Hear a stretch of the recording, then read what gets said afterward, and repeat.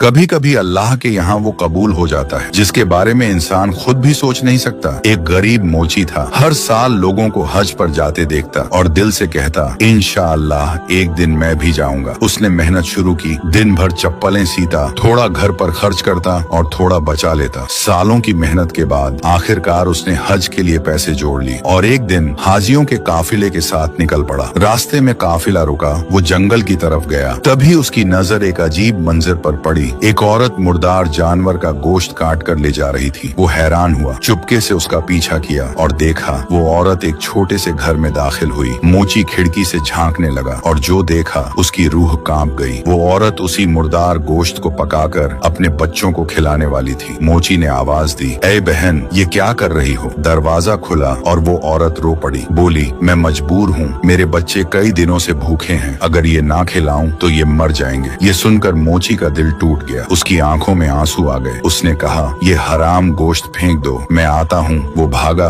और अपने सारे हज के पैसे से राशन, खाना, जरूरी सामान खरीद लाया और उस औरत को दे दिया। उसने अपने हज का सफर छोड़ दिया लेकिन एक भूखे घर को बचा लिया। वो औरत हाथ उठाकर दुआ करने लगी, ऐ अल्लाह, इस बंदे को दोनों जहां की कामयाबी दे। मोची चुपचाप वापस अपने गांव लौट आया। कुछ महीनों बाद जब हाजी लोग वापस आए तो मोची उनका इस्तकबाल करने लगा, फूलों के हार पहनाने लगा। हाजी हैरान हुए, बोले, अरे तुम हमें हार क्यों पहना रहे हो? तुम तो हमारे साथ हज पर थे। गांव वाले हैरान हुए और बोले, ये तो गया ही नहीं, ये तो वापस आ गया था। अब सबकी नजरें मोची पर थीं। उसने रोते हुए सारा किस्सा सुना दिया। कहा, मैंने सोचा अगर मैं हज पर चला गया और ये बच्चे भूख से मर गए तो मैं अल्लाह को क्या जवाब दूंगा। ये सुनकर हर आंख नम हो गई। तब लोगों को समझ आया, अल्लाह सिर्फ इबादत नहीं बल्कि उसकी मखलूक से मोहब्बत भी देखता है। कहते हैं, अल्लाह ने उस मोची की सच्ची नियत और कुर्बानी को इतना पसंद किया कि उसकी जगह एक फरिश्ता भेजकर उसका हज कबूल कर लिया। याद रखो, अल्लाह के यहाँ अमल से ज्यादा नियत और रहम दिली की कीमत होती है। कभी किसी की मदद का मौका मिले तो उसे छोटा मत समझना, क्या पता वही आपकी सबसे बड़ी कबूलियत बन जाए।